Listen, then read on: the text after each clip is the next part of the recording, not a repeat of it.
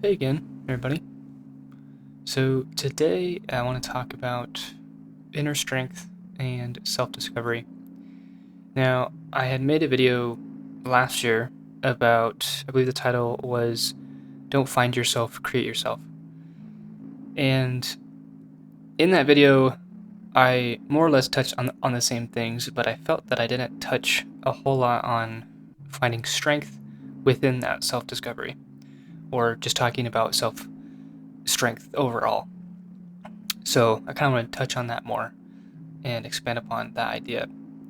So the quote at the beginning is from Marcus Aurelius, and it says, "Well, or look well into thyself. There is a source of strength which will always spring up if thou wilt always look." Now, I know it's hard to always do that.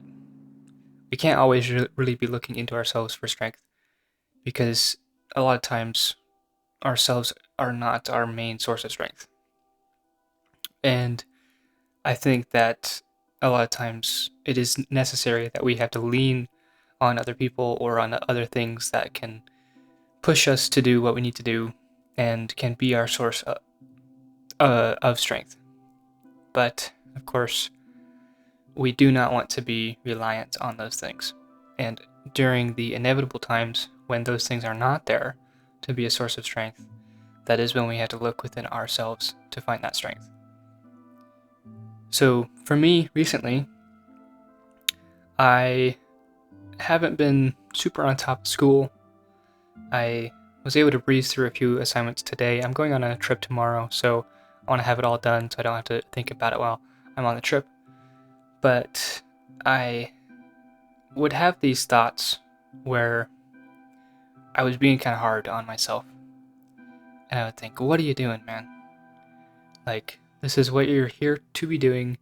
You're wasting time. You need to get this done. All these different things. And that's not really helping myself, though.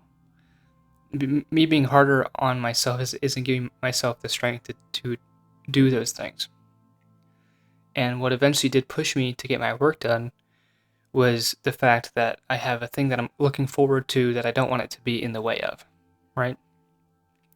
Which was a good thing to get me to do it, but isn't the right motivator that I want.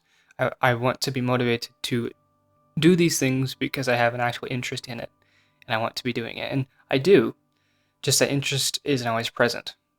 And there is a little bit of a discipline to it because there are weeks where I don't want to be doing it and there are weeks where I do want to be doing it. And it really depends on what the project is and what the assignment is and if it's a thing that I'm really interested in. There's a lot of different factors to it, and I'm sure a lot of people can relate to that, especially with college and school. But it's during those times where it's easy for me to just kind of self-deprecate and kind of just tell myself to just walk it off, just keep going, like screw how you feel about it, just do it. And that's a good thing to kind of push me through, but sometimes it's kind of a negative way and I'm kind of being hard on myself in an unnecessary manner that I wouldn't say the things I'm saying to myself in my head to anybody else. And if anybody else said those things to me, I would be mad at them. So why am I tolerating it for myself?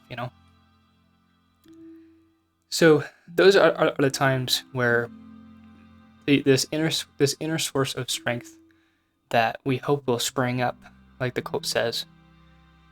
Well, where's it going to spring up from?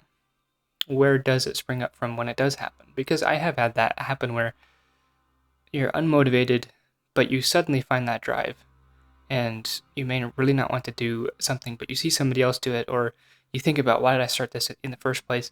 There's something that clicks, and then you suddenly want to do it again. And that sometimes takes a few days, takes a few weeks before it clicks again. But I think that source is coming from us remembering where we were when we first made that plan. And it's almost like we are owing it to our younger selves or our past selves to fulfill that dream that we've had. And you kind of hear that thing all the time of don't let your dreams just be dreams and, get it done. And you owe it to your past self and you owe it to your younger self and things like that. But I think the thing to avoid with that is being too hard to the point where you almost being like you're being too hard on yourself to do it. You're not really being comforting. You're not being supportive to yourself. You're just kind of being mean, you know? And the title of the video is "The Person You Are Looking For Is You."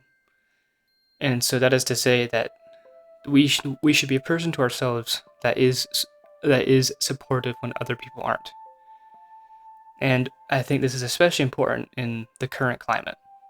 If you're in the US, which I know most of my audience is, we just had a very heated election. And of course, I'm not going to talk about what side that I'm on, but me even having to say that, I think, is, kind of sad. That there has to be sides, that there has to be division. And so I think that for all of you guys who may be stressed out about the election or stressed out about what the future is, you still have you, and you still have the ability to pull yourself up and still get done the things that you want to be doing. And one thing to heavily keep in mind, which I'm trying very hard to do as well, is that most of the stress that you have about these things, you wouldn't have if you didn't have social media. So close the app, turn it off, don't read any headlines, just detox for a little while. Most things are going to stay the same whether or not you know about it or not. And if we didn't have social media and when we were always plugged in to everything that's going on, most of us wouldn't be stressed out. And so I would say make yourself that source of enlightenment and that source of strength, rather than relying on these news headlines or anything else. That we have to kind of return to ourselves as our own baseline, as our own coach, and coach ourselves as both the coach and the player to make it through. So, yeah, I guess I just kind of out of that just because of the recent election stuff, but there's plenty of other sources of stress all the time, and it's okay to rely on other people sometimes and to rely on other things sometimes, but at the end of the day, you're the only person that is always going to be with you, and so the person that you're looking for is you. And when you look for other people, whether it's friendship or romance or whatever, that you are looking kind of for a piece of you in that other person. So the baseline is always going to be you. So be supportive. Don't be too hard on yourself, and get the things done that you know that younger you and future you want, because it is possible. So keep on going. That's all I have for you for today. I'll see you in the next one.